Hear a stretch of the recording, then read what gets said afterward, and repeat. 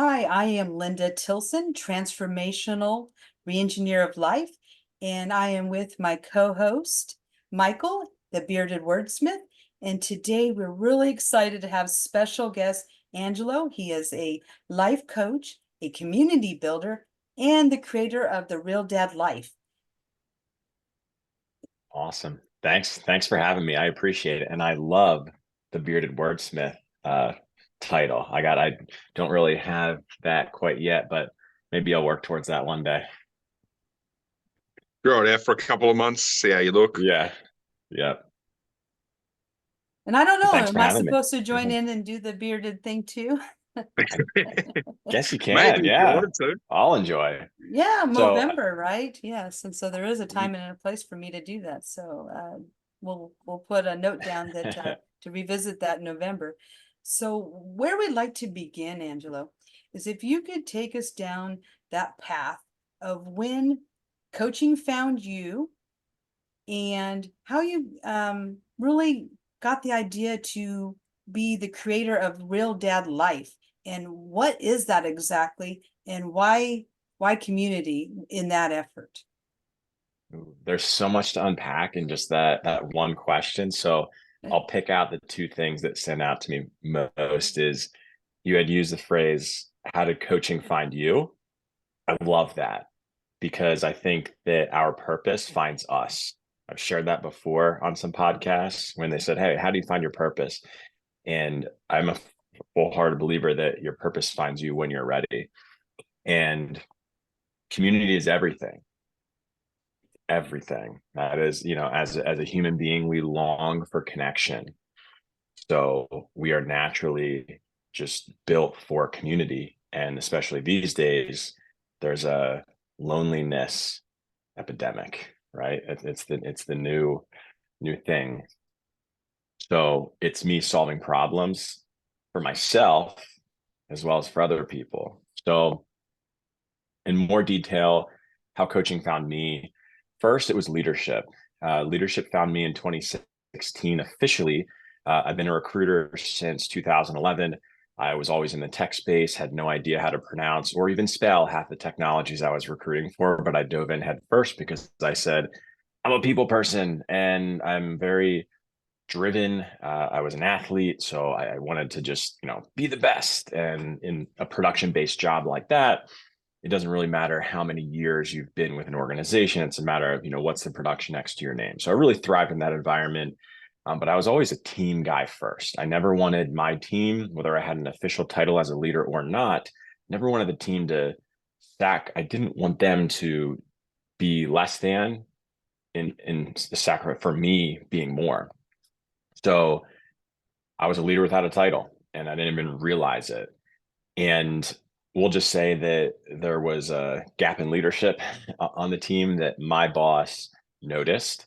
And I went from recruiter to sales because what they do in staffing agencies, if you're a top producer in recruiting, they'll shift you over to sales because I think that's an amazing transition. Doesn't always work out for everyone. For me, I liked it. I didn't love it. I got some clients, but I really missed the recruiting aspect. And I didn't say anything. I was just happy just doing my job.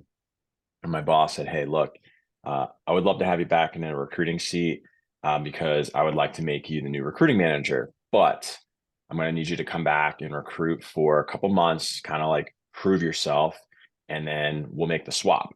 So that happened. Fast forward, I'm at that organization and I was there for almost 11 years. I led multi-million dollar projects. I managed teams that on a larger scale got up to 30 to 40 people during the pandemic when everything like came to a screeching halt. And all of a sudden we spun up a new practice that all of a sudden like I had to become a subject matter expert in. And it was a totally wild time. And all within that, I didn't realize that I was coaching. I was always coaching candidates through the interview process. I was never a recruiter that would push a resume just to push a resume and do quantity. I was more about quality, and I wasn't trying to fit a candidate into something that wasn't in their best interest. So there were plenty of times when I wouldn't even submit a candidate because I talked him out of it.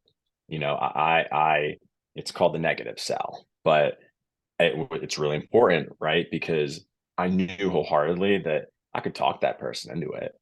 That's not my job to do it. Like, I want to make sure that not only the client's happy, but I'm more concerned about making the candidate happy.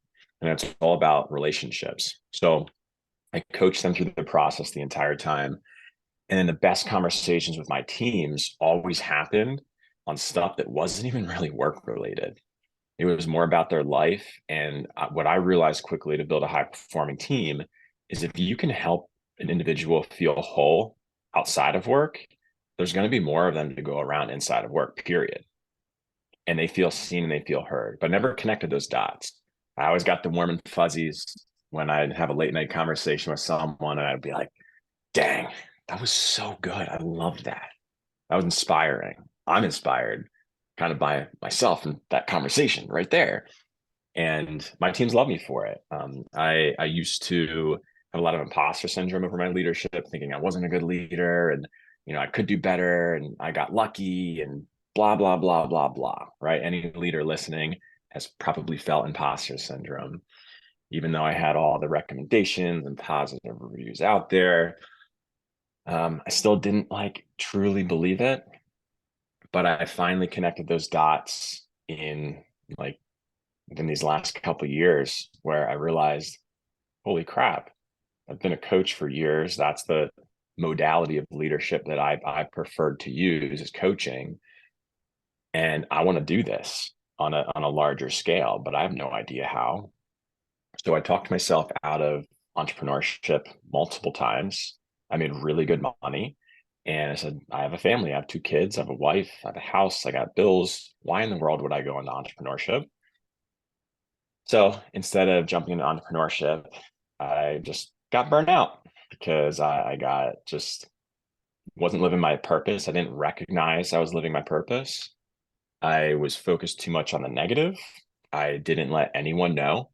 Um, just me, the man in the mirror. I kept all my emotions in, didn't talk to anyone about it. I didn't really know anything about our mental health, our mental fitness, our how to process emotions in a healthy way. Bought it all up in 2021. I mean, I know we're going deep here, but this is the men's room, and I know there's people out there that need it. That I was questioning if I should even be here, and it was a really dark time in my life. And I am so thankful that I have an amazing support system behind me with my wife. She had called me out one night and said, "This is the I don't know what your problem is, but it's not us." And I was like, "Wow, okay." Got it. Noted.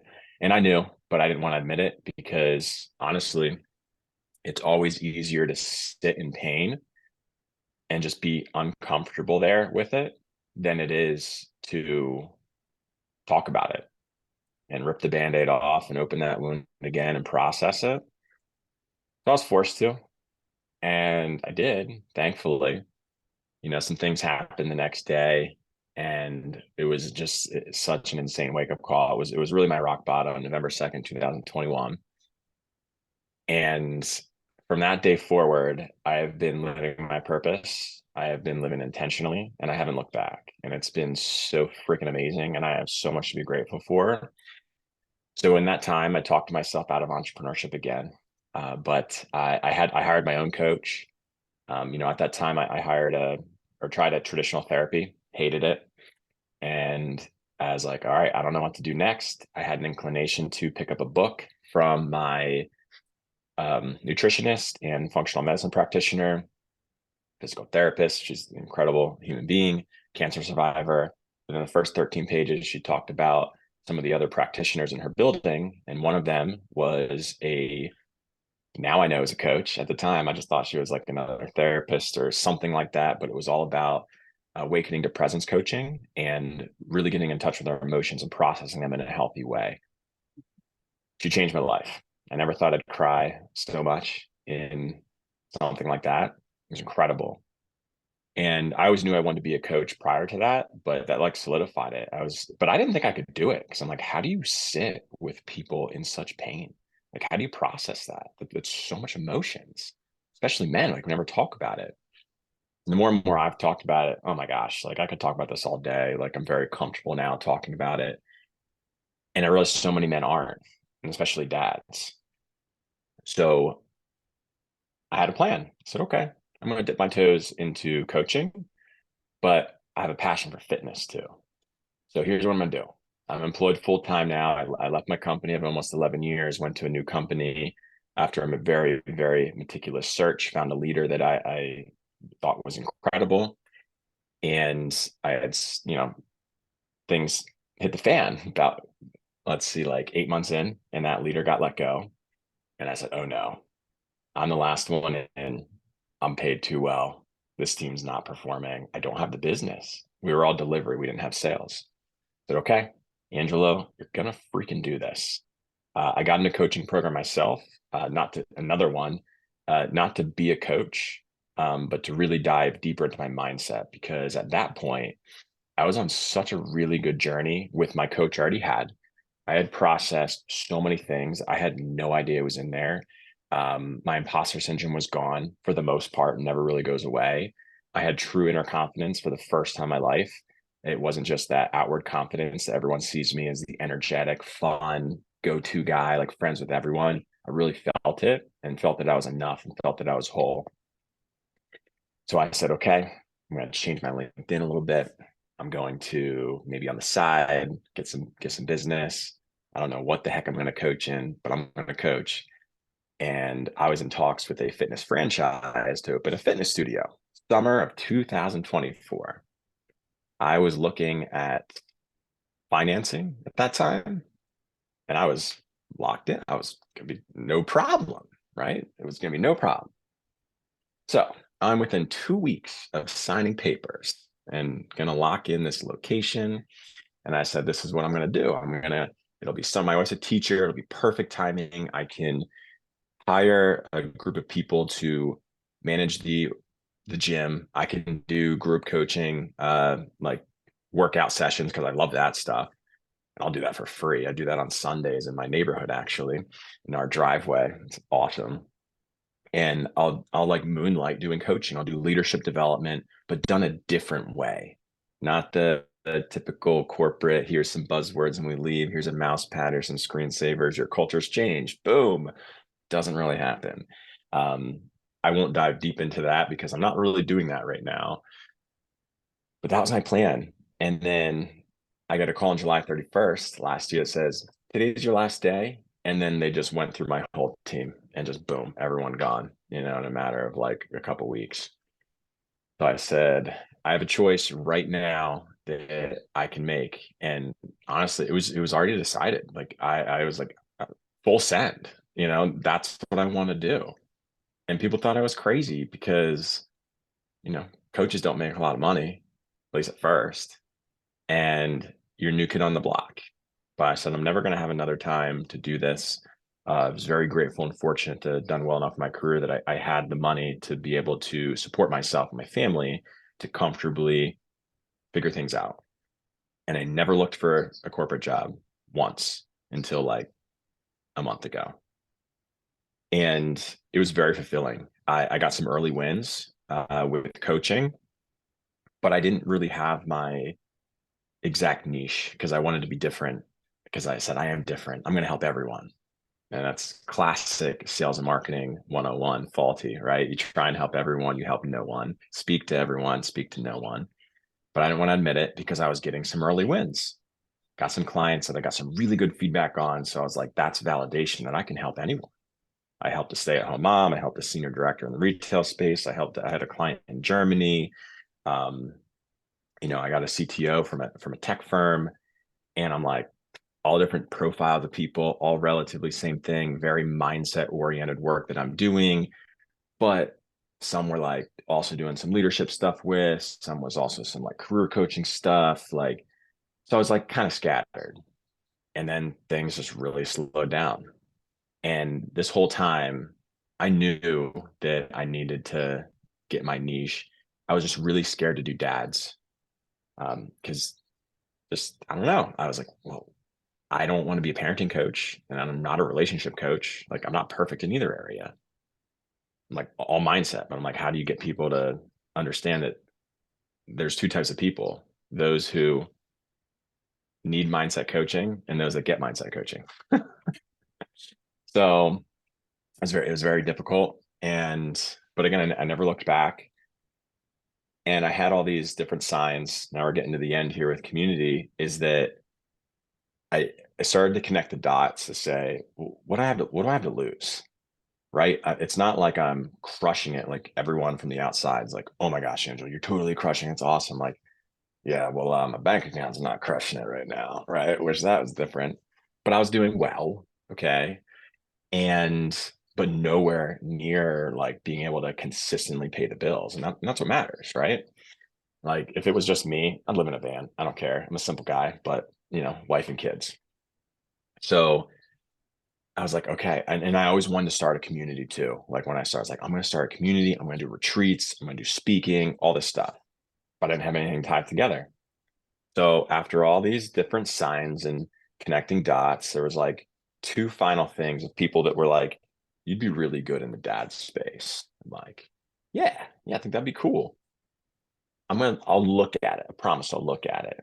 So I made one post now about 2 months ago that was no intention of starting anything. It was simply a post with me doing push-ups in the post saying, guys, if you were stock and your energy was the price, would you buy that stock? Yes or no? Is it worth buying? And it's not like a buy low, sell high type thing. I'm saying, but you want to buy a high stock price. So I was giving examples of little things you could do to keep your energy high. For example, you could do 10 push-ups when you're doing your coffee in the morning. You could do 10 squats when you brush your teeth. That all adds up to thousands for the year if you commit to that single act daily. So I had some dads say that I didn't even know, oh, I do push-ups with my kids. This is so much fun. It's awesome. So I half jokingly said, hey, sounds like we should get a bunch of dads together to do 1,000,000 push-ups. And one dad said, dude, I'm in. And I was like, this is it. This is it. So I put a poll up the very next day. And in a matter of a couple of days, I had over 60 dads say heck yes on the poll. And it validated that, okay, I got a really fun challenge, but I need to make this a community. So since that day, what I did is I called it, just came to me on a walk. I called it the Real Dad Life. And our challenge is the push to 1 million. Started March 1st. And it's a bunch of dads that are looking to do 1 million push-ups collectively by the end of 2024. To date, there has been over 170,000 push-ups completed by over 85 dads in 5 different countries. And the community aspect of it, I started a private Slack channel for anyone interested. I have 56 dads in that private Slack, half of which are decently active and engaged. And then I just had our first virtual meetup last night. I was expecting 1, 2 people to show up, including myself. At peak, we had 10 people. Expected it to go for 45 minutes. And we we're going to do member intros and then talk about identity as men, as fathers. Huge topic. We spent an hour and 40 minutes together. And everyone got a chance to talk. We didn't have a single second to talk about identity because everyone went around and talked about, I asked them to say one thing they're grateful for, and they could not say the group because they've already shown me enough gratitude.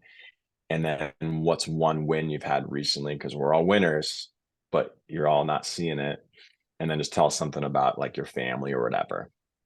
And every time I thought it was maybe gonna, I never was watching the clock, but I was just kind of instinctually being like, I hope everyone's still engaged. And every time I thought that, there'd be nodding, there'd be laughing, there'd be emojis flying. And I was like, holy crap, this is awesome. Like these dads are confirming it. So that's a story of that, how it started. I have an on-site retreat scheduled for August 1st this year that I literally booked that without having a community, without ever having one person interested, without having one other person knowing about it. I booked it in January, just on faith that I would make it work. So Wow. yeah. So Uh, I'll pause there because that is the long-winded but very, gives you all the context for kind of my journey and a really good recap. So I'm sure you can have some questions to poke in there. Oh, I probably got about 100 questions based on what you've shared on your Cool. journey and that excitement that you have and finding that passion and everything that has been connected, one thing led to another. And it started with the wake-up call of your wife. Yeah. Mm-hmm. And It did. it changed the trajectory. Imagine if she had not said anything, and then it became that it was the problem of you two because you didn't speak up and you kept everything bottled inside. So I mean, getting vulnerable and then going through all those things that you had to do. And then one thing that I wanted to point out that I actually share in my coaching as well is that sometimes it's that one thing that that pushes you out to change your trajectory is the best thing that could have ever happened to you. But in that moment, Yeah. it feels like this awful thing. So the fact that you would lose your job and then you just said, I'm gonna go, I'm gonna take this time and space to go explore this thing that I'm passionate about. And you just had that hope and faith that everything would turn out. And you just took incremental actions each day, it sounds like. Um, I'm so glad that you have shared this story because I'm sitting here listening to this story, and that even though I'm a woman, a lot of the things that you shared, I can say, me too, because I'm also a professional. The coaching that I started with, that you're describing, a lot of times it does happen in your career because I lead teams, and so I coach for performance. And so you don't always think of it as a coach, but if you're doing it in the way that you're asking questions and guiding people through exploration, that's coaching. And you can apply it in so many ways. And the fact that you also found your coaching niche by saying something and somebody grabbed onto it. Well, I have to say that the whole men's room concept, being born with a woman leading it and organizing it and building the team to go around it and having guests such as yourself is why I do it. I get that same purposeful drive to be able to be in that space. And I will say that there were some naysayers or people give me the eyebrow, like, what are you doing? And why aren't you helping women? Always. Or why aren't you helping both? And I said, I do help both. However, the space that I'm in, I'm most called upon to serve, and so that's where I want to be, is where I'm called to serve. It isn't about I pick a certain modality or a certain niche. It's the niche picked me, and I love doing it every day. And the fact that I would meet individuals like you and individuals like my podcast partner Mikeul, I mean, it just shows that we're in the right place at the right time, meeting the right people. And there's nothing that can stop us from doing that. And the story you tell is wonderful. And the work that you're doing is amazing. And you talked about one of the epidemic things that you noticed was that loneliness. So of course the guy's going to say, I'm there because it's a Yeah. community, a group. I don't care what we're doing, but we're doing it together. And so you it could have not even been push-ups. It could have been anything. And he probably would have said, I'm there. And I just want to say thank you for what you're doing to serve in this way. I'm excited to see Oh, you're your welcome. retreat come together. And this is just the beginning. It sounds like, yeah, 2 months out and you're already Definitely. having a retreat. That's amazing. It's all just getting started. That's the beautiful thing. But it's a blessing and a curse to be a high achiever and a high performer, because that's a nasty inner critic to play with, Yes, it is. is always expecting more of ourselves. And But what I've really embraced, and believe it or not, this quote came from the spinoff of Yellowstone, 1883, is the destination is the journey. And much of my life was always just looking at the next destination, not embracing the journey. Just, oh, when I'm going to make my first 100K. Cool. What, how about more? Okay. How about 200K? Okay. How about this? Okay. What's next? Oh, could have been more. Should have been more. Definitely needed to be more. And just, that sucks. But when you embrace just the journey itself as your destination, and we're always evolving, we're always changing, our purpose, a new one could find me in 6 months, right? Like it's not defined for our entire life. I think we're all just meant to serve in a certain way, and we really have to just let go and let life happen for us. But we got to be intentional about it. So you're doing great work too. I mean, I believe, when the naysayers are out there, I haven't had many, but what I do know is when the naysayers come out, you're onto something. Because people who are judgmental, say online, or the critics or the trolls, whatever you want to say, right? They feel insecure because you're onto something great that they want to be a part of, or they wish they had the courage, but they're not going to say that. That's So something I completely agree with there. That's what I've said to Linda in the past. Is usually once you receive hate, you're doing the right thing, and that's when you should double down upon those actions, because you never receive hate from above you, always below.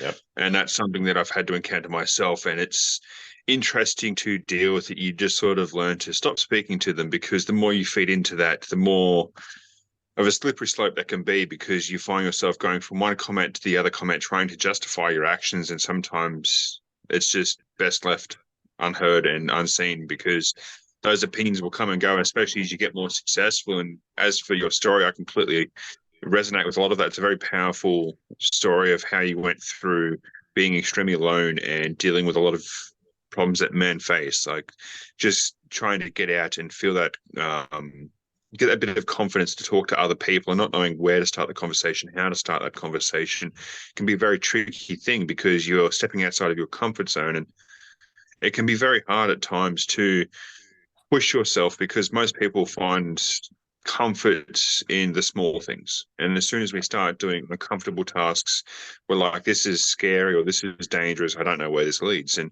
for you, it was sort of when you had that point of criticality with your wife that sort of put things into perspective, and she was like, no, it's not us. It's outlying factors within yourself that you have to address. And once you address those factors, where you're able to truly become the person you are today. So it is amazing to hear your story and how you turned your life around in such a positive way, as well as finding the right group of people, because what you do is so unique. I've never come across another type of coach that specifically helps dads, because dads do go through a lot. There's a lot of women's groups out there. There's a lot of like gym groups that like females get together or mothers get together, but I've not heard of a lot of fatherly groups where they get together, they do an exercise together, or they go for a retreat, as you're going to be doing. So in Australia, we've got something called a men's shed, which is probably the most similar thing to that, where guys can go down to a shed, they work together, they won't directly talk to each other, but they slowly open up over time.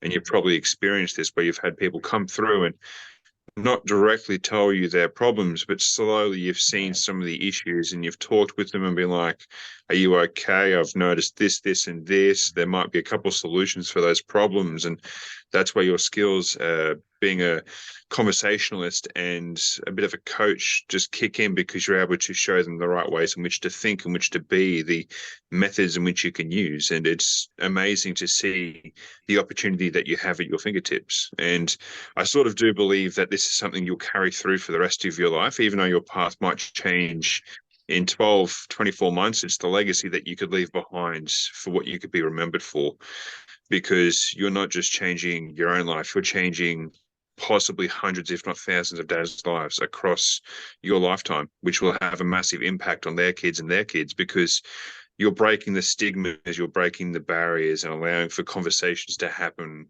behind closed doors. That's And powerful, Mikeul. You summed up everything that I dream of for it. One of my, it's not a problem, but I'm sometimes I just, I have a vision for what I want, but sometimes it's crystal clear, and other times I'm like, I, I don't even know where this is going to go because I'm just focused on today. And then I have people like you, right, say something like that where they say this is going to go far and wide, and I'm like, I'm just hoping to get like two people to show up to my meetups. And it's yeah, it's definitely, it's got a lot of legs for sure, and it is more of a legacy for me that I want this group. What I've been telling the guys in it is, it's not my group, it's our group. So I know everyone looks to me as a leader, and I've only recently embraced that, hey, Angelo, like, you are the freaking leader of the group. Act like it. I mean, I have, but I haven't given myself that title. I'm just like, oh, what, like, it's a group, like, it's our group. Hey guys, I don't want to be too overbearing. I don't want to spend too much. I don't want to overstay. I'm like, no, like, people are like on our meetup last night, when people were introing, more than one dad was referencing my content on LinkedIn. And yes, I have the likes, I have the comments and stuff, but sometimes I'm like, who reads it, right? Or who even remembers it past that like one like, move on. And these dads were just referencing stuff that I've been posting, like, especially just, more recently these past few weeks. And I'm like, dang, like, you guys really are soaking it all up. Okay, Mm. cool. Time to keep this going. So I made sure to take the opportunity, especially last night, to, hey, lead, right? When there's times that I can provide insights. Like, it's not like these guys are signing up for coaching. It's a free group, but I am a coach, I am a leader. So like, that is my responsibility to, hey, I'm going to give some insights when it's warranted, and not downplay myself, because I've always done that. Downplay my experience, thinking I'm not as far ahead as I should be. In reality, yes, there's always someone who's light years ahead of me, but I'm also light years ahead of others. And it doesn't we can all learn from each other. So I'm very cognizant of that. But yeah, I definitely have that intention of making it long term. And I'm trying to shift right now from, I haven't really posted about push-ups because I don't want us to be known as the push-up group. And early on, that's what it was. But the Real Dad Life, real stands for resilient, engaged, authentic, and loving. That's the real dads that I'm looking to build. So we are men that are looking to become better fathers, husbands, and leaders. And by leaders, it doesn't matter if you're a leader at work, you always lead yourself. So I come about this through personal development. I'm not a parenting coach, I'm not a relationship coach. And I can't tell anyone, yes, I have a good amount of experience in those areas, but I'm not an expert by any means. And I am just looking to empower dads through that journey of like self-discovery, personal development, personal growth, and that can transform our life into the areas that matter most to us. So that's a little bit more about how I come about it, and how I plan to keep this where dads across the country can have our principles, and they can start up their own group, kind of like my Sunday workout group. And I'm like, okay, like, maybe do something like that, or, but it's things like no booze, no sports, it's like, it's real talk. Okay. So Mm. you're meeting up for a hike, you're meeting up for a coffee, whatever it is. I want dads going deep and getting real. That's something that's definitely, I think, a good thing for you to go through with, because it's too easy for us to just, you probably experienced this, go on a walk and you have this mindless sort of conversation of, oh, that hill looks nice, or this, and not actually getting down to the roots of the issues in which they face, because we're afraid to confront some of the problems in which we encounter, or we don't know how to talk about them because we don't want to be portrayed as weak or inferior, or a bunch of different things that go through our head. And it's a very hard thing to open up to a guy. And this is where I'm sort of an advocate for men's mental health as well. And that's why I joined the men's room. And I'm so passionate about it, because men need to speak more to other men about these issues. Females, it just comes second nature for them. But for men, there seems to be some sort of barrier that prevents us from just opening up. And that's where, with what you're doing, it can be cross-generational because you're strengthening the bonds with fathers, and therefore it strengthens the bonds with their sons because they've got more positive time to spend with them. You're able to do more. You're replacing those bad habits and negative thoughts with more positive ones, more positive influences, and that just snowballs down. And it will slowly grow over time because you're not building like some coaching group, you're building a community, and that community will help foster each other. And you'll have people that are 3, 4 times older than you, but still coming to you for certain advice because they recognize your ability to lead, but also shine a light on problems that need to be shone a light on, because not everyone has the talent in which you have. And that's where I think you've been put into the role for a specific reason. At this current time, you might not see that reason, but other people do around you. And that's where I see you hold yourself with low expectations. You're like, oh, it might work, it might not, I don't know. And I think a lot of us have that when we're on this entrepreneurial journey because we're unsure of what we can do. We've learned skills in the past. We know this, this, and this. But when we start to believe in ourselves, that's one of the biggest problems as well. And that's what I've encountered, is trying to believe in myself more with these types of things that I do. And it's the same for you. It's saying to yourself, no, I can lead these guys to have a better, more positive life. It just takes a bit. It takes a bit of learning in the beginning, or stepping out of my comfort zone. And it's being comfortable with the uncomfortable situations will you find yourself growing the most. And most guys like to stay in that comfortable little bubble, whether it's watching football, drinking beers, and just doing stuff that isn't progressing their life, isn't furthering the needle that they need to be going along. Because most guys will get into that stagnant area. They won't go and pursue any hobbies, anything that's positive for them. Go out and just get the kids off the games and spend more time with them, like how I grew up and how you both grew up. Like before technology, the bonds there are a lot stronger. And nowadays, a lot of parents let the internet dictate the way in which their kids are growing up because they're around it 24/7, and it is hard to pull back from that from time to time. And you've probably experienced this with your kids, is they're on the iPads, they're on the phones, they're listening to this, this, and this. And it's hard just to be like, oh, son, let's go out and let's go chuck the ball around or go play some football or do something like that, because it's so easy for them to get that cheap little bit of dopamine on those activities rather than those meaningful connections that they'll remember for the rest of their life.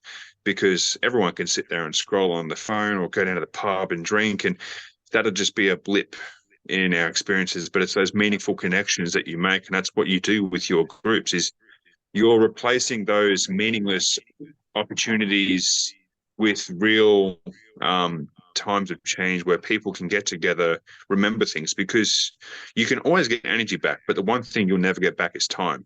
And that's the thing that most people forget. We sit here and we scroll and we do just stupid activities, and you're showing them that if you spend your time correctly, that'll last you for the rest of your life. You'll have the right mindsets, the right mentalities to go out and influence other guys around you and start spreading the word.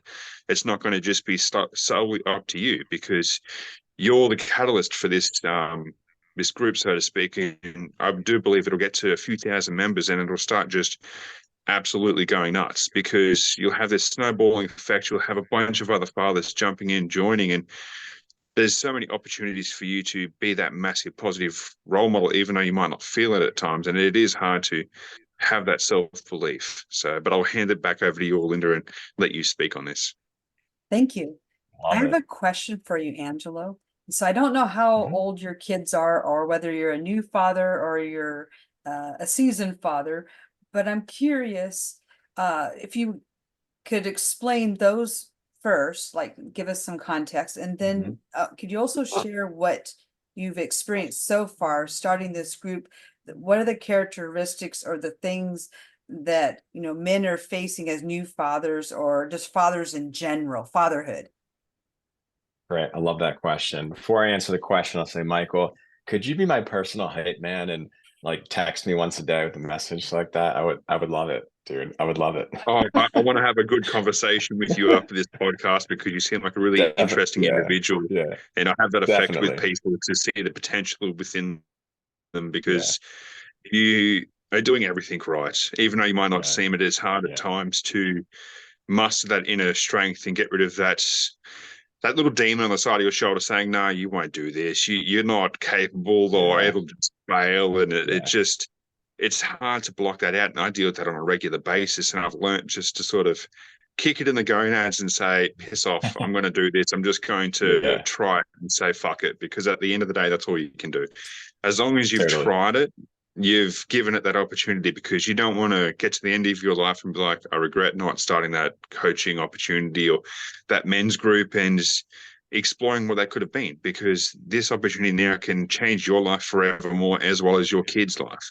It's not just limited to this small little blip on the radar. It's going to be able to change so many people's lives in so many ways that you just can't see right now. But I'll hand it Yeah. back over to Linda. Cool. Yeah. No, you're right. You're right. And we will talk. I'm always down for a good walk. And that's another thing. I encourage dads to get off the screens. And if they want to talk to me, we do a walk and talk. So Mm. got to be moving while we do that.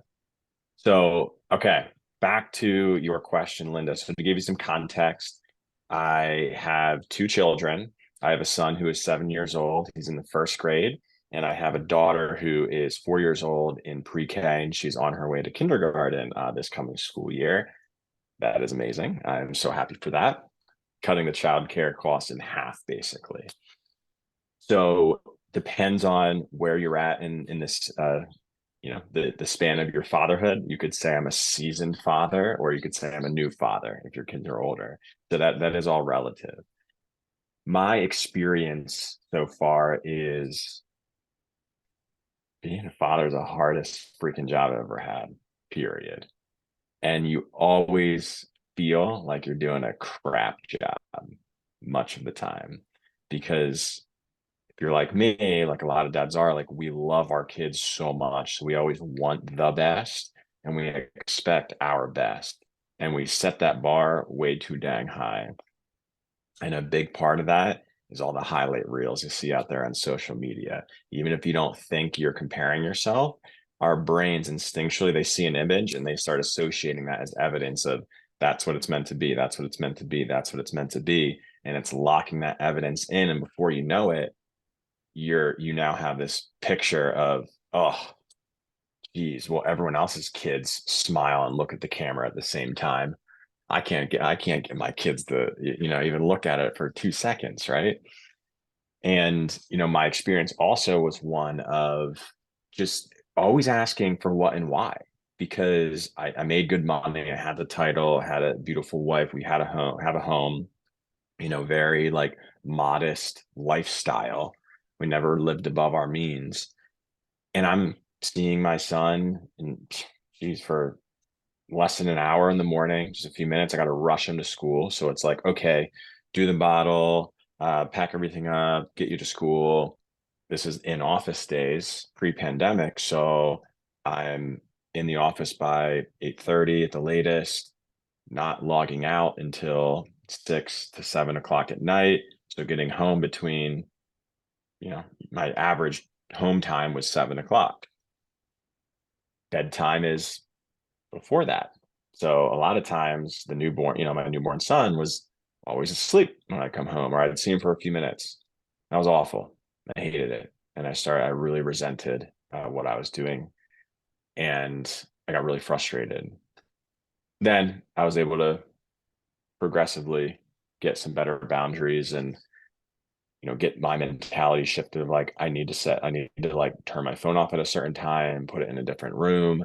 I'm in a production-based job, and I had a responsibility of all those other recruiters that are also in a production-based role where it's, 24/7 time is money type thing. And, we need to get candidates out the door. If a candidate's available at 8 o'clock at night, well, better respond to them. If your boss emails you at 10 o'clock, well, I guess you're going to respond. I'm up anyways, changing diapers. So it was very, very hard in the beginning, but, like anything, you figure it out and you just kind of go through. It's hard to remember, much of that time. And then when my daughter was born in 2019, all of a sudden we have two kids and the pandemic rolls around. That shit was really hard. So that there are parents now that just, if they had a child during the pandemic or they had kids previously before, they get it. Like I've had conversations with parents, okay, how old are your kids? And if they're, let's see, the pandemic started in what, 2020. So if you have kids that are, toddlers, if it's anywhere in that time range, you just have that instant connection. You get it. And it was, working from home, uh, being a parent at home, it was tough. That's when my burnout personally really went to the extreme, because new father times two.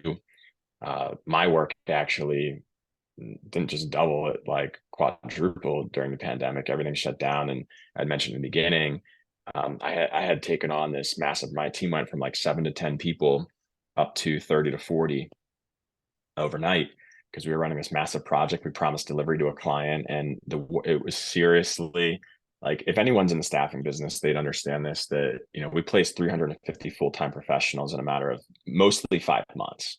That would be a great client over the course of like 7 years. It was like $2.5 million for the company, something like crazy like that. And I was working like nonstop. And just, it was mornings, nights, weekends. Money was great, sure, but it was hard to be present, with the kids and the family. And I also was having, I was training for a marathon, physically burnt out, mentally burnt out. I'm overwhelmed. And I didn't really, drink at the time, because I was like, no, I don't want to be hungover with kids. So, my way of relaxing was just, hey, I'll smoke some weed. And that, ended up being like every night. And then I realized that was a coping mechanism to just kind of feel different. So I had to cut that cold turkey. But I spent like 2 years, just, that was my routine. Get done work, get the kids in bed, like boom, take a couple puffs, feel really good. And then I realized like how much that was messing with me. But never, my performance never suffered. I was always, at the top. So, I had my fair share of struggles, but I was always an active dad, because I and take care of my health, because I never want my health to make the choice for me. So like, I'm that dad that people have seen since I've had kids. I'm the dad that's out there playing ball. I'm the dad with all the neighborhood kids. I'm outside. I'm not on the sideline drinking beer. I'm there building the obstacle course for the kids, and I'm going first, right? Like, get on my back. Let's do some push-ups. Let's have a race. You guys can beat me to the end of the field. Like, then you win the championship. I'm still undefeated, by the way, in neighborhood races with the kids. And I hope that lasts for a long time. So now coming, but so I like to think that I've, in a way, figured it out. um, and how I did that was because I figured my own shit out. Kids are just, they're little versions of us. They are a reflection of their parents. More is caught than taught. So if you want to know how your parenting is and where your kid picks up all their habits from, go look in the mirror. And if you want to change their behavior, go look in the mirror, have a conversation with yourself, change your behavior. They want to be just like you, for better or worse. You are setting the example. You are always a leader. So pay attention closely. And my kids, for good and bad, reflect back to me. There's certain things where I'm like, oh, shit, that's me. Oh, yep, that's me.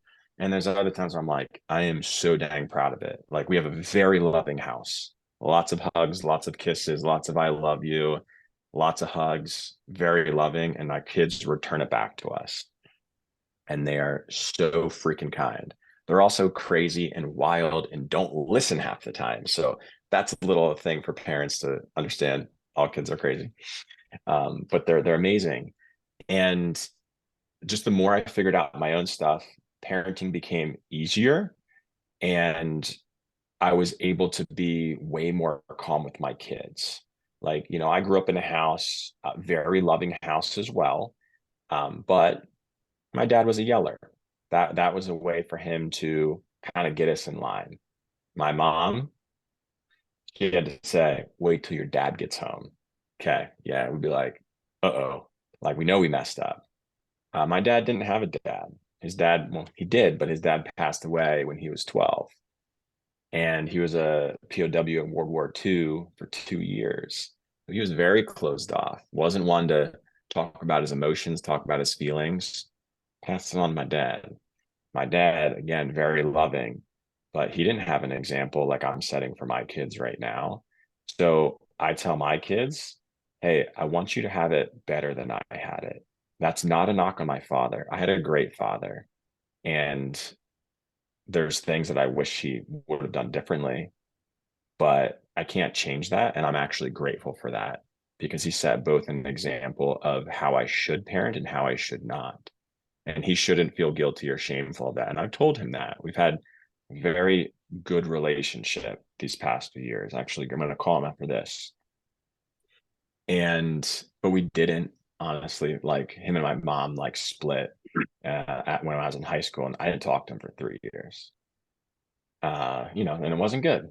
And it was awkward for years. But I made the decision, once I started taking care of my own shit and working with my coach and releasing some stuff, I had said that I want a better relationship with my dad. And, long story short, I have it now. And I'm grateful for that. So I want to pass it on to my kids.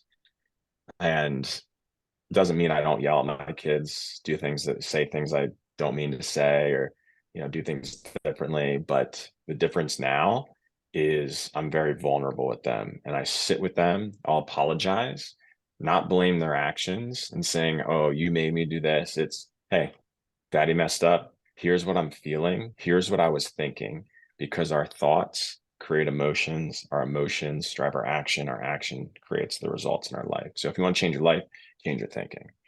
Mm. And that's what I'm trying to pass on to all these dads now. So the common thread that I hear with every single dad is I'm overwhelmed. I don't feel like a great father. I'm stressed because I got bills to pay and I'm the provider of the family. So many dads like myself fall into the trap. I've gotten so much better at this, of tying our self-worth to our money and our titles. And dads are longing for connection because now more than ever, okay, maybe they had a social life pre-pandemic. Now people moved, they have different jobs.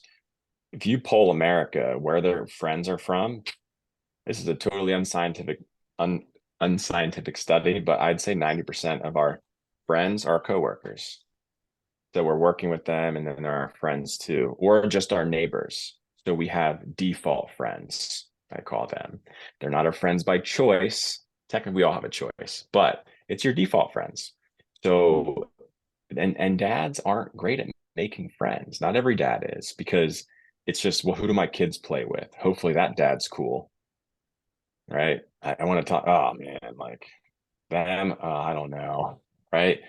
And I want dads to be comfortable approaching other dads and knowing that there's more to talk about than sports. But that's what dads deal with now is all of that wrapped into one. And one of the themes that came up last night, you wouldn't believe how many dads struggled to say a win that they had. Because I had everyone go around and say one thing they're grateful for, one thing that they're winning, and a few of them commented, they're like, "Ooh, a win, huh? I don't know, I feel like I haven't been winning lately," one dad said. So I took that opportunity, I paused right there, and I gave my little TED talk on winning.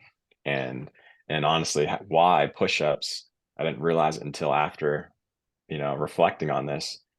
It's a free group, but you got to you don't have to pay me, you got to pay yourself. And push-ups is an easy way to get a daily win. So I said, dads, number one, you ever feel like you're not winning in that day? Just do one push-up. You made your commitment for the day. Done. Check the box, winning. And I could talk about this later if you want to, but I have a new method that I do for capturing my wins is the 5 daily wins. And I have different categories that I track my wins with. And a lot of the dads really loved that. So that's in a nutshell what dads are experiencing right now, and my experience with fatherhood. See, from the very beginning of what you just talked about, I released a post the other day of Comparison is the killer of progress. The moment you look at other successes, you lose sight of your own progress. Remember that everyone is on their own path, even though your path doesn't look the same, doesn't mean it's the wrong path. And that's the thing. Most people often associate themselves with people they see online or these videos and think, why are my kids not like this? Why am I not like this? Why don't I feel happy? Why don't I have these opportunities? And it's because they're comparing themselves to the best moments of other people. They don't see the downfalls, the hardships, the getting your kid up or trying to change their nappy at 2 a.m. or these types of things. They just see the happy holidays or chucking the ball out the front, those sort of things.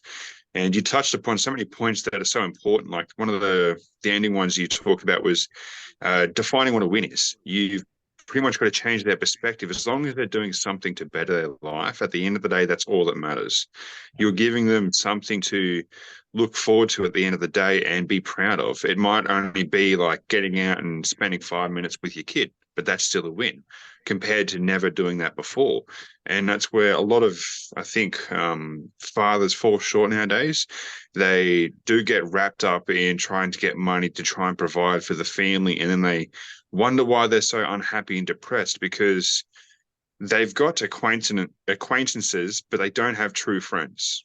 And my definition of a true friend is someone who sits down with you, talks to you, tries to help push you forwards in your dreams and aspirations. They don't just sit down with you and have a beer or do this or do that.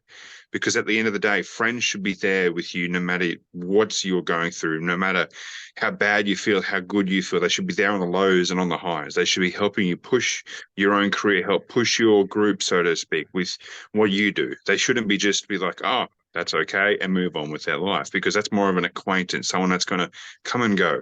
And I've learned this the hard way. I've had dozens and dozens of people come and go, but I've had very few genuine friends actually stick around.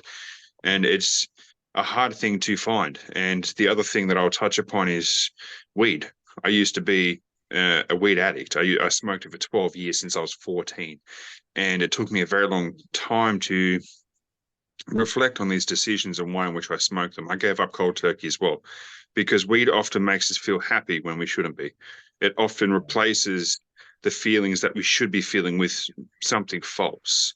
And we only use it as an scapegoat because it is something it's a temporary band-aid on a hole that is ever getting wider and flowing faster. And the more we smoke, the more those problems confront us. And I'm a strict believer in believing in one's health as well, except I learned the hard way. I messed my body up, and now I've learned from my mistakes. So I try to work out regularly, and that's what I do say to a lot of people is physical activity is key. Like, it is hard for entrepreneurs that are on the computer or at an office job and you're working in the office like 8, 10, 12 hours a day. It is very taxing on your body because you don't have that time to spend with your family, to spend with yourself, to spend with your other half. And it is setting those boundaries in the beginning, because if you do not set those boundaries, you'll always be stepped on. You'll always be used as a tool rather than seen as an individual with their own life that can also bring something to the table. So, and I could talk about what you just talked about for a long time, but I'll hand it over to Linda. I just would like to say that I've been enjoying this conversation that we've been having immensely. So many themes that we could probably have 100 episodes in just the threads. And so, yes, I ask a lot of questions with a lot of multiple parts to them, but your answers are just the reflection back. And, you know, one of the things that I really wanted to leave the listeners with today is with the thought around the 5 daily wins. And I want to do an so you have these 5 daily wins that you do. Do you also encourage your dads to pay it forward? I guess with, I don't know if it's paying it forward with your kids, but with their kids to also put that practice into place, because I think that would be a connecting point where the dads have the 5 daily wins, and then they show their kids how to do it too.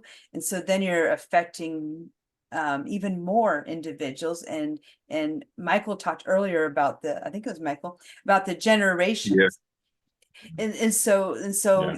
And I will have to say, I need to acknowledge the fact that your relationship with your father changed with the divorce of your parents, but you didn't say that it's like has an expiration, like it's too late to go back and build a relationship with my father. I'm building it. It's 3 years later. I'm just going to jump in where I'm at right now. And so, I give you a lot of recognition for doing that, because not everyone does that. They fear it's been too long, can't go back in, it's too hard, they won't accept me, but you just said I'm doing it. And now you're showing your kids too that, if a relationship changes, well, you get in and you work on it. Yeah, I completely totally. agree with that. And before we finally close it off, that's one thing I thought of when you were talking about your relationship with your father is kids always exceed their parents, no matter what they do. And you got to that point, you seen what your father done. You had a choice to stay like that and repeat that same generational trauma, or you could escape that and create your own legacy that's lasting forevermore. You're creating a positive from a negative. You're turning things completely around. And that's where you would have had that choice when you were going through counseling and stuff. And it's understanding that our parents often don't make the best mistakes, but they make the choices that they have with the opportunities that they have around us. Not always do they know how to discipline us or give us praise in the right ways, but it's understanding that they've done their best to raise us. And your kids will be 10 times the man or person you'll ever be. And you've given them the ammunition to go out into the world and be that positive force for good. And a lot of parents want to make their kids into mini-me's, but it shouldn't be that way. It should be giving them the right mentalities and mindsets so that way they can develop with those mindsets and mentalities. And so many people are like, I want my kid to dress this way and I want them to do this way. At the end of the day, it doesn't really matter. As long as you're a kind person and that you know what they're going to be like when they grow older, that's all that matters, because it is a situation where they mimic you. When you've got those bad habits or those bad decisions, those kids will be picking up on that, or you start swearing at home and all of a sudden they've got a new word. And it's like, why did I start doing this? And it's hard to undo things with kids because they seem to remember it extremely well when they're young. And that's something that I sort of picked up on, was a lot of the things that happened to me as a kid, I sort of carried through into my teenage years. And it wasn't until I got to my early 20s that I come to accordance with it and understood that what happened, can't change it, but I'm not going to let that define me. I'm not going to let those certain things happen and be a characteristic that I carry through. And that goes true with your father as well. You could have sat there and been like, oh, I had such a bad this, and this, and I'll never be this, and this, but you chose to do the complete opposite. You understood those problems. You were like, no, but I'll continue to do this.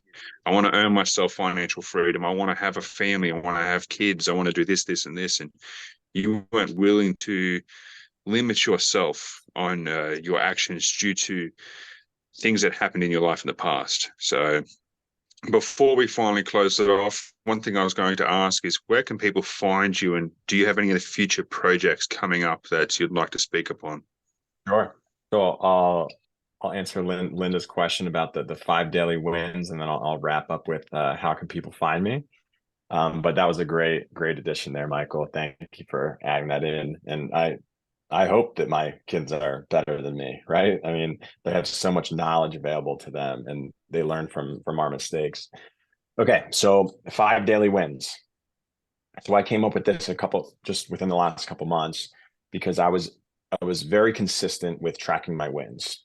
I've been journaling since late 2000, literally actually a week before my rock bottom. So like since like October 2021, I've been journaling dang near every night. I have so many journals that I've filled up, and so I have like my own method to journal, and I take that for granted too, because I'm like, it's easy, you just like write, okay? But not everyone, is comfortable just picking up a pen and just writing. So as part of my practice, I of course always share what I'm grateful for, but I wanted to keep track of my wins, because me, like many people, I would just look at these big wins. And if I don't have big wins, that means I must be failing. So it's extremely important to give our brains evidence that we are a winner, and every single day, so it can start working for us and filter out everything as like, oh, win, win, win, win, win. Like I'm winning all day. But I got bored. just tracking 3 daily wins. I'm like, like feeling like I'm going through the motions. So I did some reflecting and I thought, okay, what makes an awesome day for me? Where am I winning? How am I winning? So I came up with the 5 areas that if I win in, makes for a freaking awesome day. Starts with a physical win, and I'll give an example of each. Physical, mental, emotional, spiritual, and service. And if I hit all of those, I'm on fire. And I know I had a great day and I left the world a better place and me. Physical win, easy. Do some push-ups, go for a walk, play with your kids, be the human jungle gym. Do 10 squats when you brush your teeth. Wins are all relative, right? But it's a matter of just tracking, no matter how big, no matter how small. And push-up group, right? So guys, dads, do some push-ups. Check the box, physical. Emotional win is an area where it could either be I in a healthy way processed my emotions, or I did not let my emotions get the best of me, and I was able to recognize them. Oh, I'm frustrated right now. Why am I feeling frustrated? And let its energy and motion. So you just got to let it go through your body. I can check the box there. Or if I emotionally connect with another human being, my wife, my kids. And spiritual win, it could come in 2 ways. Spirituality, it doesn't have to mean that if you're faith-based, you can pray. But if you're not necessarily, that's not your thing, meditate or be mindful and just look inward, do some self-reflection, because, spirituality is really just getting in touch with our self. Me, I like to meditate. Baseline, I don't make it difficult. So 5 minutes a day, minimum 5 minutes a day, sometimes 10. I rarely ever do more than that. But that's been amazing for me. Then I move on to a mental win, and a mental win, anything that works the brain, right? Gets me off a screen. Could be, honestly, I've counted a mental win as coloring with my kids, because I'm just really focused and coloring in the lines, doing patterns, puzzles with my kids. My LinkedIn content, I gotta think when I do that. I'm blocking everything out and I'm thinking. So easy for me to get a mental win, or I really enjoy cold showers or cold plunges. I'm not a cold plunge bro, but I do like cold immersions. So that's a big mental thing. And then the service-based win, that's difficult to get. You really have to think about that one. I was sharing this with one of my clients the other day, and he goes, "Oh, so I could just like pick up some trash when I'm walking on the street." That's service, because it's an act of service, just doing something selflessly and not expecting anything in return. So I often write down some things that I'm doing for the community of dads, since it is a free group. I really try and go out of my way if somebody asks for help or reaches out to me, that I give them some guidance. I've mentored a ton of people these last 8 months, totally for free, just because I see them, I'm interested, and I don't. I'd rather help somebody in ways that can relieve a lot of headaches. And I get all the time like, "Wow, you should have charged for that." And I'm like, no, like no, it'll come back. Like I'd rather become a millionaire in the favor economy. Um, and I know it will come back. I've had a lot of support from those people I've helped.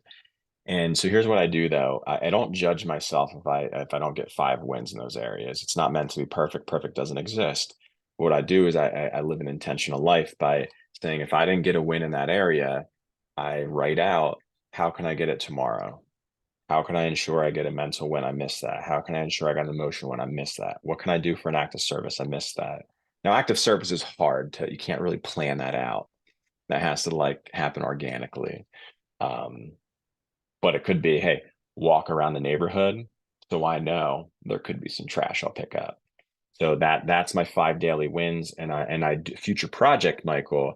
I've had a decent amount of interest for this that I'm believe I'm gonna go down the path of creating a guided journal for dads or men in general. And it's gonna have the 5 daily wins you can track. It'll have my style of how to plan ahead, right, with intention. But another big thing with my journals is I always have my big grand visions within them. I also have quotes that come up that I find that give me inspiration. And then I'll also give, dads like a list of prompts that they could use at any given point in time. So kind of like a master key of prompts, master key of quotes, space for their own quotes. You got 5 daily wins every day. And every now and then it may have something on the pages to, inspire or whatever. Because journaling is not, I used to think it was for Dear Diary type stuff and for kids and girls. And now I realize, oh my gosh, the Emperor of Rome embraced it, like AKA meditations, right? Marcus Aurelius. So that's the project I have coming up on top of the retreat that I have planned, which I'm so excited about.